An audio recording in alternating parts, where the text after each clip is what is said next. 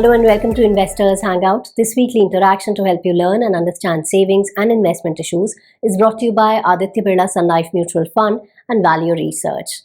Now, 30th of October is celebrated as World Savings Day, basically meant to promote and raise awareness about saving money.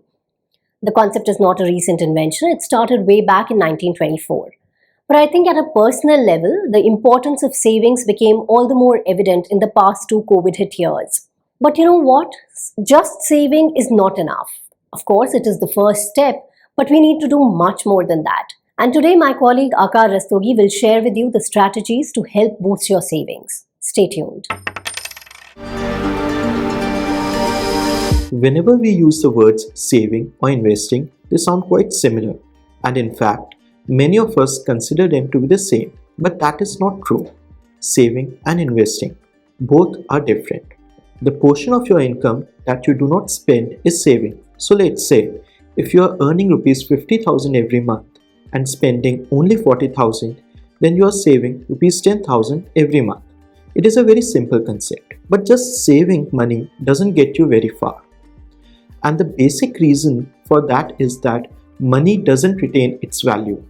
Prices rise, and what was worth 100 rupees last year is probably worth 10 or 20 rupees more this year. Inflation eats away your savings bit by bit, and that is why there is a need to invest and not just save. Investment means putting our money into some form whereby it will possibly yield some gains. Most of us are familiar with the types of instruments that we generally use for investing. These type of instruments could be property, gold, bank deposits, and shares. Anything into which we can invest money and aim to grow can be called as an investment. Saving money has never been a problem with most Indians. By nature, Indians are generally conservative spenders. And here actually lies the biggest problem. We are too conservative, and for that reason, believe in saving more than investing. And even if we invest, we choose an investment avenue with as little risk as possible. But as they say, risk and rewards go hand in hand. So we often end up with suboptimal returns even with the investments meant for long term. Look at the graph, which has been sourced from the website of RBI. It depicts the composition of the financial assets of an Indian household. 10% of the money is generally kept as cash in the form of currency, and more than 40% is put in bank deposits. It is a well-known fact now that on a post-tax basis, bank deposits hardly help beat inflation over the long term. Bank deposits are yielding around 6% nowadays, and the interest earned on it is added to your taxable income and taxed as per the applicable slab.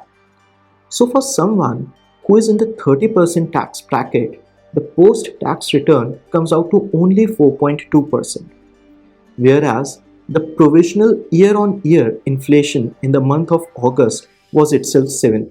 Fixed income investments hardly help you beat inflation or in generating wealth beyond inflation over the long term. As you would notice, the bulk of financial assets of Indian households are invested in fixed income avenues only. To create long-term wealth, one must generate a return of at least 3 to 4 percentage points more than the rate of inflation. And this is possible only if we invest in equity. But for Indian households, equities form a minuscule portion of their portfolio. India is considered as one of the fastest growing economies for the past several years. And for the same reason, FPIs also invest in Indian equities to benefit from the growth of our economy. But unfortunately, we are depriving ourselves of its advantages by avoiding equities. Investors are now increasingly getting aware of the benefit of investing in equities. The same can be traced to the increase in the SIP inflows. Money invested through SIPs has grown by 1.68 times in the last 5 years. But we are still very far. Investing in equity doesn't mean necessarily investing in stocks directly. Mutual funds are a better option. Here, a professional fund manager takes all the stock-related decisions on behalf of the investor. Also, You do not need to have a huge sum to start investing. You can start your investment with even rupees 500 a month. So I would say, as the first step, to boost your savings and investments, start an SIP of an amount that you can comfortably spare every month. It is okay even if it is very small. The other and rather a linked tip, or I would say which often acts as a roadblock to investing in equities, is that people have a feeling that they need to time their entry and exit in equities. In fact, this is a very common question that we get at Value Research, asking whether this is the right time to start investing in equities. To answer this question specifically, it is always the right time to start investing. The only thing is that you should not invest a lump sum. Rather, follow a SIP route. It is a wonderful and a scientific method that helps you average the cost of investment and reduce the risk of making a wrong start. Both these tips were on the investing front. If we talk about savings, it is always better to prepare a monthly budget and follow it strictly. While doing so, identify and differentiate between a need and a want. Need is something which is a necessity and can't be ignored. For example, having food every day. On the other, a want is something that you desire but is not necessary. For example, eating a pizza every day. Unless you keep your desires or wants in check, you can't save money, and without savings, there can be no investments. This depends on whether you are looking to save on taxes or not. If you also plan to derive a tax benefit from this investment, start an SIP with a good equity-linked savings scheme or an ELSS, as we call it commonly. ELSS is a pure equity fund, and whatever amount is invested in them is also eligible for a deduction of up to Rs 1.5 lakh from your taxable income under the famous Section 80C of the Income Tax Act. And for the same reason, investments in these funds are locked in for a period of 3 years. But this mandatory lock-in period also works as an advantage for a new investor.